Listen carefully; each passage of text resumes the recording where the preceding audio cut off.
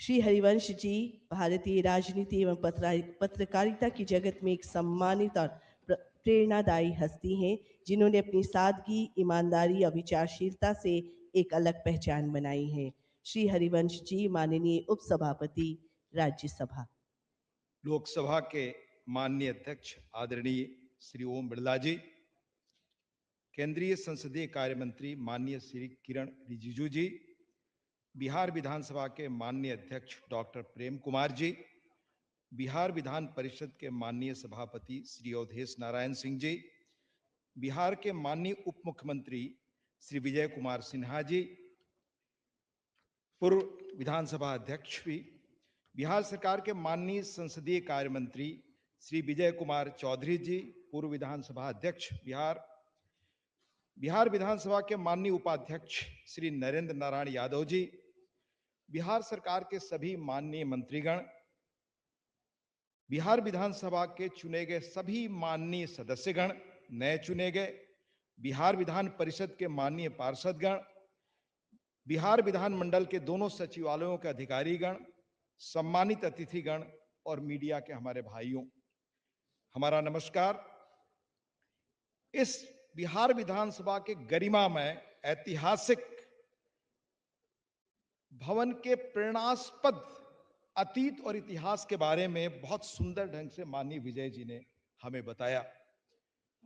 और इतिहासकारों का मत है कि इतिहास हमेशा भविष्य बनाने की ताकत देता है, इसलिए उसको हमेशा हम याद रखें। मैं सबसे पहले विधानसभा के निर्वाचित नए सदस्यों को हार्दिक बधाई देना चाहूंगा और भावी सफल कार्यकाल के लिए भी शुभकामनाएं। मैं बिहार विधानसभा के माननीय अध्यक्ष डॉक्टर प्रेम कुमार जी का विनम्र आभार व्यक्त करता हूं कि उन्होंने इस कार्यक्रम में, ऐतिहासिक कार्यक्रम में मुझे यहां उपस्थित होने का मौका दिया। आज उनके नेतृत्व में डिजिटल हाउस का शुभारंभ हुआ। यह बढ़ते बिहार और बढ़ते भारत की झलक है। पिछले 2 दशकों से मैं यहां बैठे हुए सोच रहा था कि किस तरह बिहार ने कहां प्रगति की है, तो माननीय मुख्यमंत्री नीतीश कुमार जी के नेतृत्व में बिहार ने पूरी दुनिया और देश में एक नई प्रतिबिंब और पहचान बनाई, नई करवट ली। न्याय के साथ विकास, समावेशी विकास, और इसका ज्वलंत प्रमाण अभी हमने देखा विधानसभा का आपके पहला बजट चुनावों के बाद। 2005 में बिहार का कुल बजट महज 29,000 करोड़ के लगभग था। आज 2026-27 में बिहार के बजट का आकार 10 गुना बढ़कर 3.47 लाख करोड़ है। यह उल्लेखनीय पहलू है। और इस बजट का सबसे रिमार्केबल एस्पेक्ट एक और है कि 35% इसमें राजस्व खर्च का प्रावधान है और लगभग 65% पूंजीगत खर्च, यानी रेवेन्यू से अधिक इंफ्रास्ट्रक्चर पर 2 गुना खर्च। 5 नए एक्सप्रेसवे बनाने की योजना है, बिजली इंफ्रास्ट्रक्चर को मजबूत करना, महिलाओं वंचितों की उद्यमिता को प्रोत्साहित करना। बिहार का लक्ष्य 14% ग्रोथ रेट हासिल करना। इस तरह आज बिहार देश का बहुत अग्रणी और विकसित राज्य बनने की ओर है। माननीय अध्यक्ष लोकसभा श्री ओम बिरला जी की अभिनंदनीय उपस्थिति यहां है। आज कैसे गौरवशाली अपने अतीत और परंपराओं और इतिहास के साथ बिहार नवीनतम टेक्नोलॉजी को अपना रहा है। माननीय सभापति राज्यसभा और लोकसभा अध्यक्ष श्री ओम बिरला जी के नेतृत्व में संसद में बड़े पैमाने पर टेक्नोलॉजी को अपनाया गया। सारी पुराने रिकॉर्डों को डिजिटाइज किया जा रहा है और बिहार की विधानसभा की, विधानमंडल की लाइब्रेरी तो अद्भुत रूप से संपन्न है। नया मेटा डेटा विकसित किया जा रहा है जिससे सूचनाओं को बहुत आसानी से खोज सकें आप। एआई के इस दौर में एक इफेक्टिव विधायक, सशक्त विधायक आप कैसे बन सकते हैं, उसके लिए जितनी सुविधाएं नई तकनीक आपको देती है, शायद पहले के लोगों को यह अवसर उपलब्ध नहीं था। सदन की कार्यवाही को पेपरलेस बनाने, सदन की कार्य प्रणाली को ऑनलाइन करने, हमारी विधायी संस्थाएं चाहे संसद हो या विधानमंडल प्रमाणिक सरकारी दस्तावेजों की सबसे बड़ी और महत्वपूर्ण रिपोजिटरी हैं। आम बजट या आर्थिक सर्वे जैसे सरकार के महत्वपूर्ण दस्तावेजों को ऑनलाइन में प्रस्तुत किया जा रहा है, जिससे आने वाली पीढ़ियों के लिए डिजिटल संस्करण संरक्षित रहे। हाल में लखनऊ में आयोजित AIPOC all India presiding officers conference में विधायी संस्थाओं की सक्षमता को मापने के लिए मानक नेशनल लेजिस्लेटिव इंडेक्स तैयार करने पर सहमति बनी। यह बड़ा रिमार्केबल कदम है। कैसे हमारे नागरिक, लोकतंत्र में जनता हमारी विधायी निकायों की कार्यप्रणाली और कार्यक्षमता को जांचने परखने का काम कर सकती है। एक नया मानक होगा कि लोग अपने विधायकों, सांसदों को कैसे आंक सकते हैं। जनता और उनकी चुनी हुई विधायिका के बीच संपर्क को सुगम बनाने के लिए टेक्नोलॉजी का उपयोग बहुत ही आवश्यक है और डिजिटल टेक्नोलॉजी के उपयोग के माध्यम से माननीय सदस्य अपनी क्षमताओं का लगातार विकास कर सकते हैं और बड़े समृद्ध ढंग से अपने कामकाज का निष्पादन कर सकते हैं। सदस्य अपने अपने क्षेत्र में चल रहे विकास कामों की नियमित निगरानी भी इस टेक्नोलॉजी से कर सकते हैं। सरकारी योजनाओं के कार्यान्वयन की निगरानी के लिए जिला और राज्य स्तर पर डैशबोर्ड विकसित किए जा रहे हैं या करवा सकते हैं। सदन की चर्चाओं में प्रभावी भागीदारी के लिए अब उन्हें बहुत शोध सामग्री कराने के बजाय इन इंस्ट्रूमेंट से, इन नए टेक्नोलॉजी AI के माध्यम से बहुत प्रभावी ढंग से काम कर सकते हैं। और बिहार तो इस नए टेक्नोलॉजी के युग में मूल्यों की विरासत सबसे महत्वपूर्ण है। यह भगवान बुद्ध और भगवान महावीर की मिट्टी है। नवचिंतन की उर्वर भूमि, क्रांतिकारी लोकतंत्र की भूमि, स्वाधीन भारत के लोकतांत्रिक संस्कारों को बनाने और संविधान को गढ़ने में बिहार के नेताओं, मनीषी नेताओं का वंदनीय योगदान रहा है। भारत की संविधान सभा के दोनों अध्यक्ष डॉक्टर सच्चिदानंद सिन्हा, डॉक्टर राजेंद्र प्रसाद बिहार से चुने गए। इसके अलावा बाबू जगजीवन राम, जयपाल सिंह मुंडा, अमियो कुमार बोस, KT शाह, अनुग्रह नारायण सिन्हा जी, सत्यनारायण सिन्हा जी, श्री कृष्ण सिन्हा जी जैसे महान राजनेताओं ने संविधान के निर्माण में महती योगदान दिया। और आजादी के बाद लोकनायक जयप्रकाश नारायण ने राष्ट्रीय जीवन में लोकतांत्रिक मर्यादाओं को स्थापित करने के लिए युवाओं की संपूर्ण क्रांति का आह्वान इसी धरती, इसी पटना से किया, जिसमें बिहार का पार्टिसिपेशन उल्लेखनीय रहा। मुख्यमंत्री आदरणीय नीतीश जी, प्रधानमंत्री आदरणीय मोदी जी उसी संपूर्ण क्रांति के सुचितापूर्ण राजनीति के आदर्शों के प्रतिनिधि हैं। बिहार ने जननायक कर्पूरी ठाकुर जैसे मनस्वी को मुख्यमंत्री दिया। जब संविधान बन गया, कहां से आप सशक्त विधायक बन सकते हैं और विधानसभा कैसे सशक्त हो सकती है? तो मैं याद करना चाहूंगा कि राजेंद्र बाबू ने संविधान बनने के बाद क्या कहा। मैं उनको कोट करता हूं, if the people who are elected are capable and men of character integrity, यानी चुने गए लोग और कैरेक्टर के होंगे, इंटीग्रिटी के होंगे, तो डिफेक्टिव कॉन्स्टिट्यूशन भी होगा तो उसको सर्वश्रेष्ठ बना देंगे। अगर कॉन्स्टिट्यूशन कहीं किसी चीज पर अगर कमजोर भी दिखाई दिया तो इस चरित्र के लोग संविधान को सर्वश्रेष्ठ बनाएंगे, विधायिका को सर्वश्रेष्ठ बनाएंगे। वो कहते हैं आगे Rajendra Babu, after all a constitution like a machine is lifeless thing, it acquires life because of men who control it and operate it, and India needs today nothing more than a set of honest man who will have the interest of the country before them. आज भारत को ऐसे लोगों की जरूरत है, ईमानदार लोगों की, प्रतिबद्ध लोगों की, जो देश के प्रति समर्पित हो। ऐसे लोग इस संविधान के सपने को साकार करेंगे। उनके कहने का अर्थ था कि संविधान तो एक निर्जीव मशीन जैसा है, यह उन लोगों के कारण जीवंत बनता है जिन पर इसका दायित्व होता है। तो यह दायित्व आपके ऊपर। और संविधान निर्माता डॉक्टर बाबा साहब आंबेडकर ने भी यही बात कही थी, जिसका मैं लंबा कोट करूं तो समय लगेगा, लेकिन आशय था कि जिस दिन लोग निजी हित या पार्टी का हित देश के हित से ऊपर रख देंगे तो फिर देश गुलाम होगा और शायद हमेशा के लिए अपनी आजादी खो दे। ये डॉक्टर आंबेडकर साहब की चेतावनी या हम सब के लिए एक सबक था। मैं कुछ चीजें आपसे शेयर करना चाहूंगा। इसी महान बिहार से आदरणीय नीतीश कुमार जी के सौजन्य से राज्यसभा का सदस्य बना 2014 में दिल्ली गया, पुराने संसद भवन को देखा जो आज संविधान सदन है। उसमें अनेक जगहों पर प्राचीन ग्रंथों से हमारे लोक प्रशासन के आदर्श वाक्य और उक्ति उकेरे हुए हैं।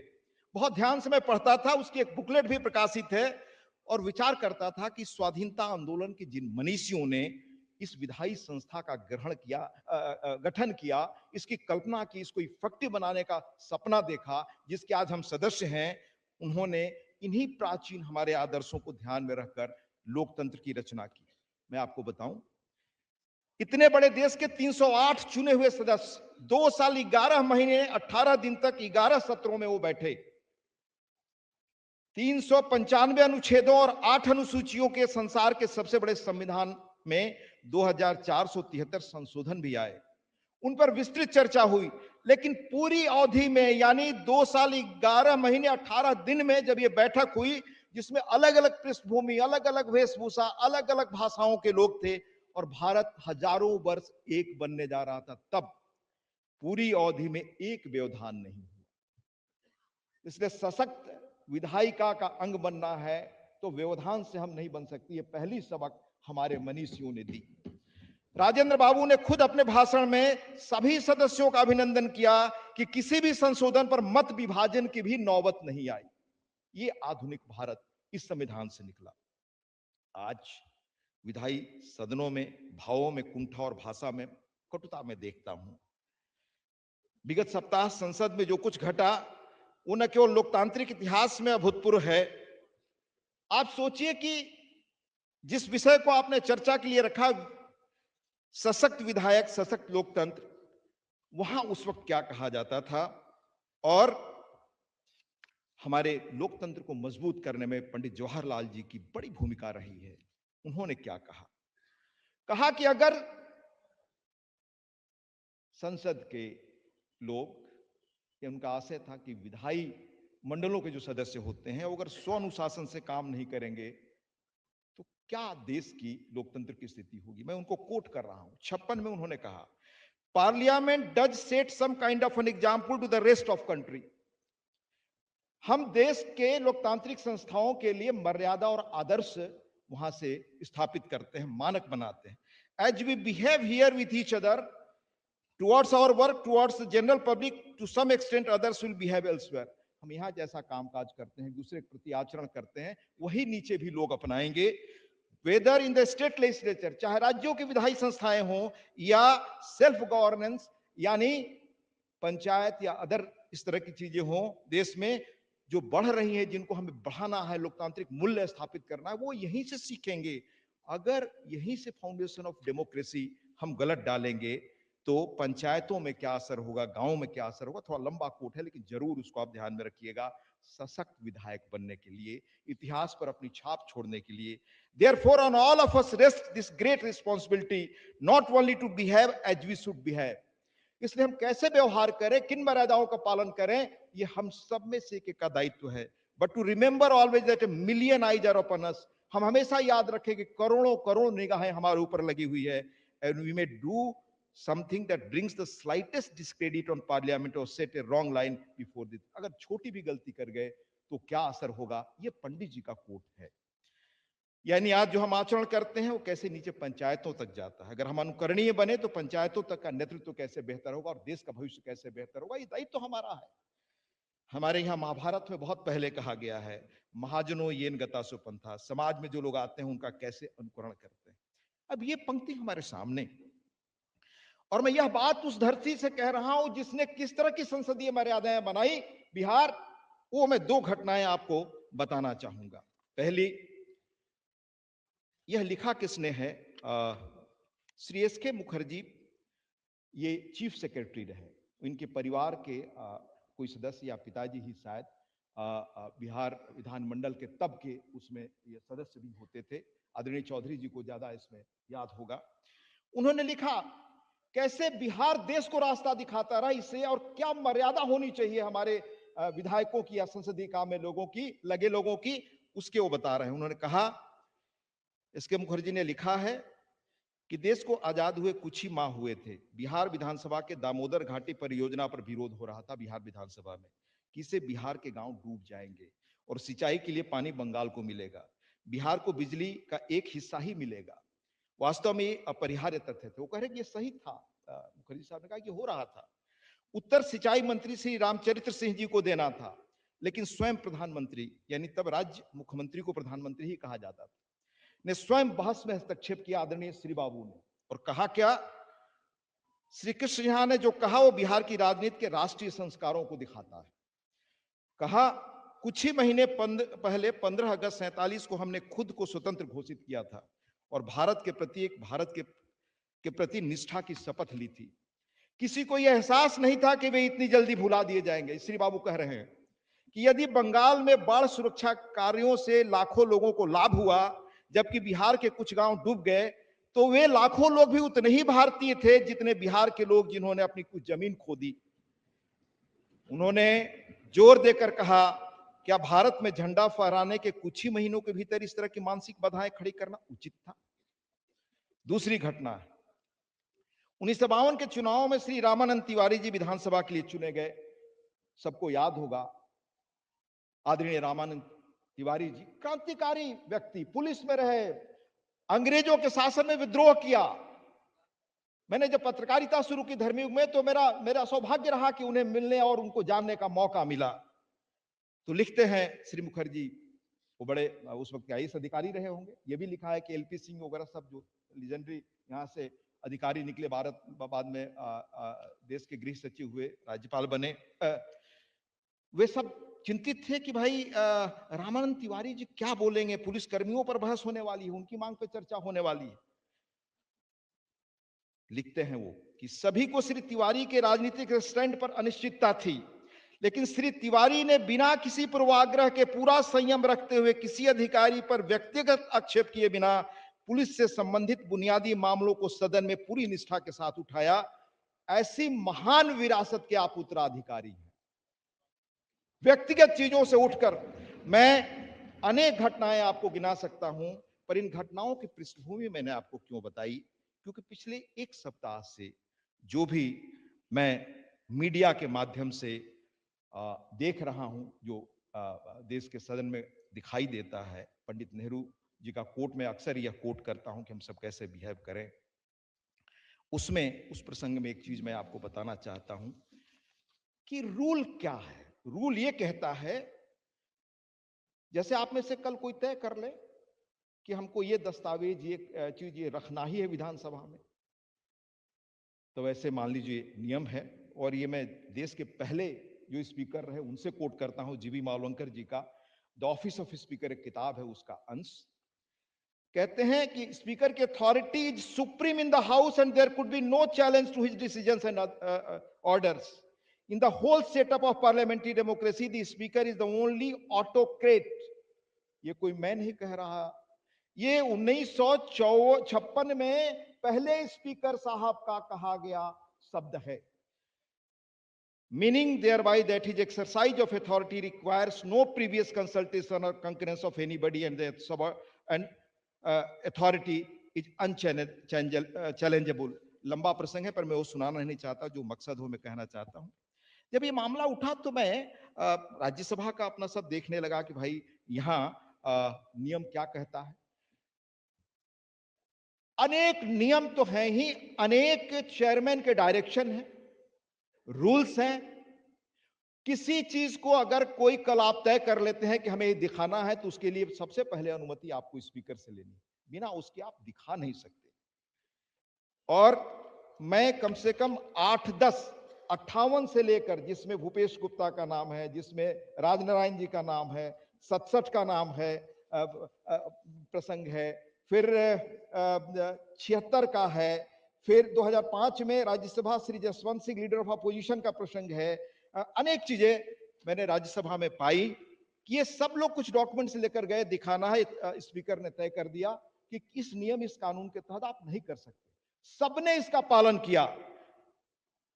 अगर ऐसी स्थिति पैदा हो तो मैं खुद महसूस करता हूं कि मेरे सामने अगर ऐसी स्थिति आए, कानून के अनुसार मैं फैसला करूं, पर कोई सदस्य अड़ जाए कि नहीं मैं यही करना चाहता हूं, तो हमें तय करना होगा कि संसद जो 75 वर्षों से, या विधानसभा आपकी जो 75 वर्षों के नियम कानून से चलती रही है, वो चलेगी, एक व्यक्ति के इस तरह के जिद पर चलेगी। ये हमें आज तय करना होगा। हम यहां पहुंच चुके हैं, इसमें हमें निर्णय सोचना चाहिए। दूसरा बड़ा सवाल कि जब हम संविधान की शपथ लेते हैं तो उससे कुछ बाउंड है, कुछ चीजों से।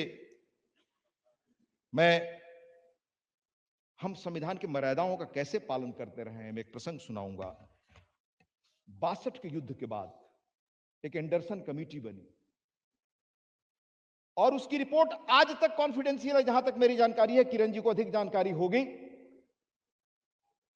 तब लोग सत्ता के बाहर थे, वो भी कहते थे कि हम सत्ता में आएंगे तो इसको दिखा देंगे। कुछ लोगों ने बयान दिया था, पर आज तक नहीं दिखाएंगे, क्योंकि देश बड़ा है। आज तक हम मर्यादाएं पालन कर रहे हैं, देश बड़ा है।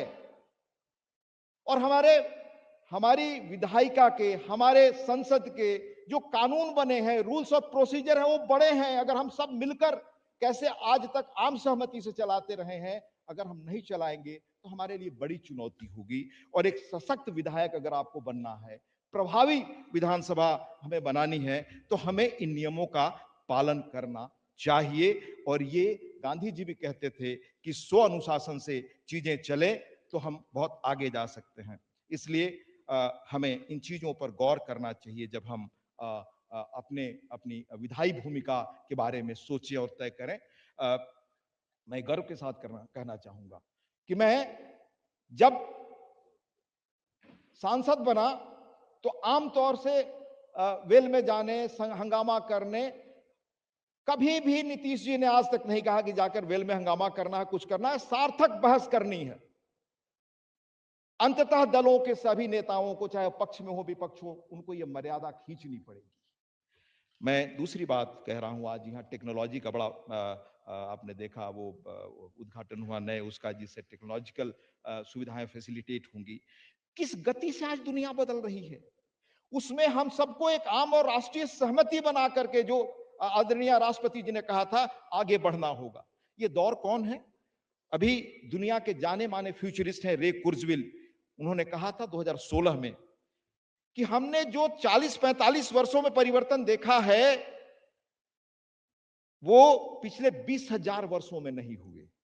यह भी कहा कि ये सारा इवोल्यूशन आप जो देखते हैं, पत्थर युग से चले, लेकिन जितने परिवर्तन देख रहे हैं, technological revolution, death of distance, information revolution, globalisation, पूरा मुल्क एक परिवार बन चुका है, ग्लोबल विलेज, ये सब पिछले 50-60 वर्षों का खेल है।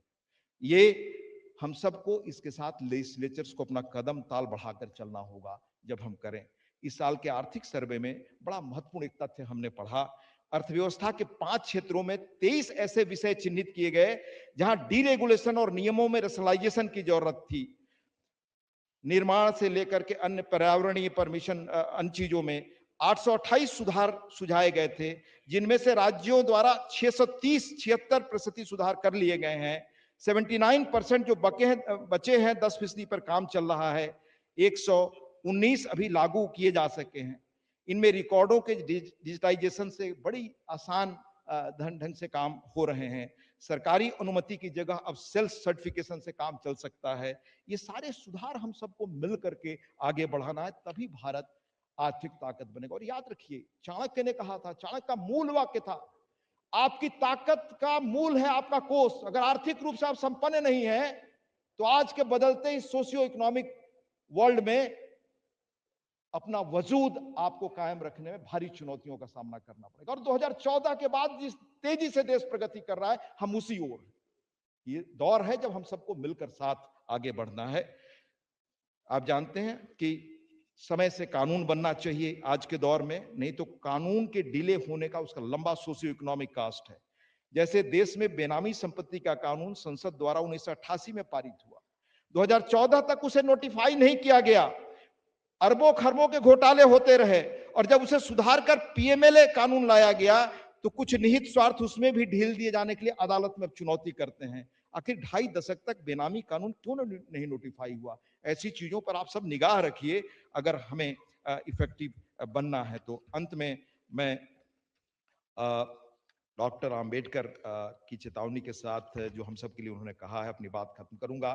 उन्होंने कहा था कि कभी उनके कहने का आशय है कि हम जो राष्ट्र के मुद्दे हैं वो दलों से ऊपर रखें, तभी एक हम महान राष्ट्र का गठन कर सकते हैं। उनके कहने का एसेंस एक लंबा कोट है, वो मैं पढ़ नहीं रहा हूं। अंत में मैं माननीय अध्यक्ष लोकसभा और इस मंच पर बैठे सभी लोगों का, माननीय अध्यक्ष बिहार विधानसभा, सभी को बहुत तहे दिल से धन्यवाद देता हूं कि आपने धैर्य से हमें सुना और इस गौरवशाली कार्यक्रम का, इस ऐतिहासिक बिहार के इस ऐतिहासिक जगह पर सुनने आपने धैर्य से सुना, उसके लिए बहुत बहुत धन्यवाद। नमस्कार।